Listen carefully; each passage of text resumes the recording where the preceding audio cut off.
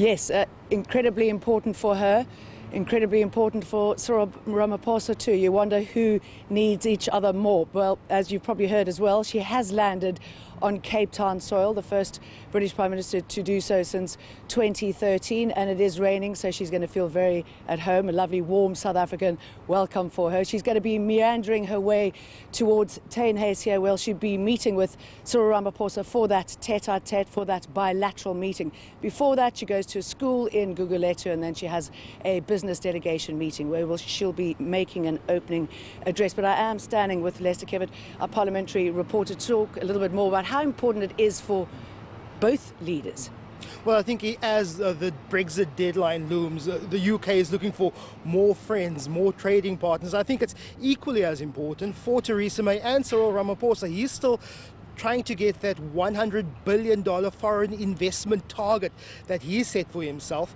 So I think it's equally important for both countries. Yet at the same time, South Africa is not the only country she'll be visiting. Nigeria, Kenya as well. It's all part of Theresa's post-Brexit plans. In the past, all trade was sort of centralized under the EU, coordinated by Brussels. After Brexit, the UK has to go it alone, and that's why she's desperately trying to find more trading partners, trying to build those relationships. And I think it's quite important for her to start on the African continent. It's one of the most booming places in the world. The fastest growing economies in the world are in Africa, and it's really a strategic move for Theresa May to be over this for this next three-state trip. Because she's also been flirting with the Middle East. She's done several trips there and sort of flattered them on their human rights developments, which is all a little bit strange. So she really is building up an arsenal of business, I guess. What is she going to want to know, and what's she going to want to hear from Cyril Ramaphosa as far as the land issue is concerned?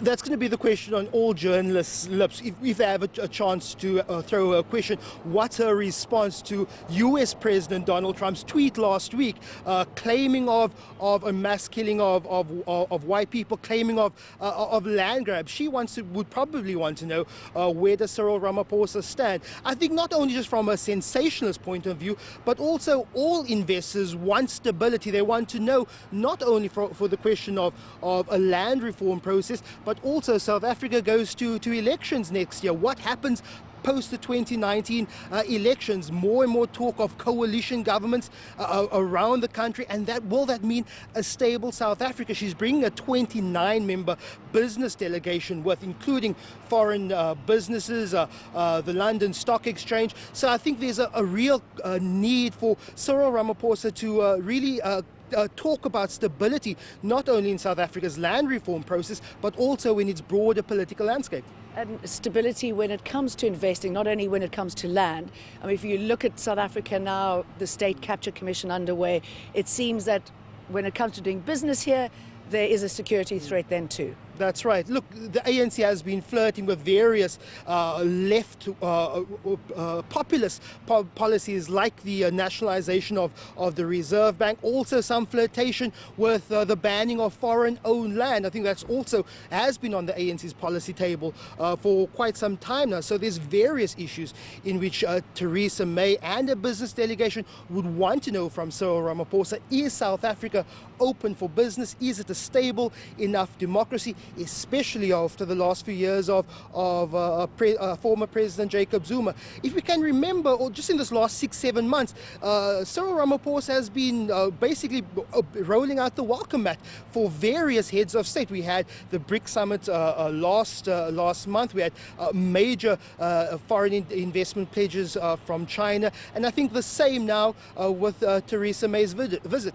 Cyril Ramaphosa again jets out of the country at the end of the week on an official state visit to China. So he is also saying that our door is open, we're rolling out the welcome mat, and South Africa is open for business. And briefly, there's an emotional turn to today as well, an incredibly important one. Finally, the SS Mendi. Tell us a little bit about that. That's right. It's in World War I, the SS Mendi ferried South African troops to the battle theatre fields of Europe. In that tragic event, 646 mostly black South African soldiers died in the English Channel after the sinking of the SS Mendi a few years ago. That bow of that ship was salvaged. It's a symbolic gesture for Theresa May to hand over that bow to President Cyril Ramaphosa. There have been various memorializations of this in France, where most of those soldiers are buried. Also, this bell has been under lock and key at the Sheffield Museum for the last few years. It really is a symbolic gesture for Theresa May to hand over that bell of the SS Mendi to President Cyril Ramaphosa, closing a chapter, a very painful chapter, and also reminding South Africans of South Africa's role in fighting world wars. Right, so emotional time there. We'll be certainly there to cover that, so we'll see you then. And I'll also be talking to Fred Kamala, the author of a book on SS Mendi. Back to you, Dan.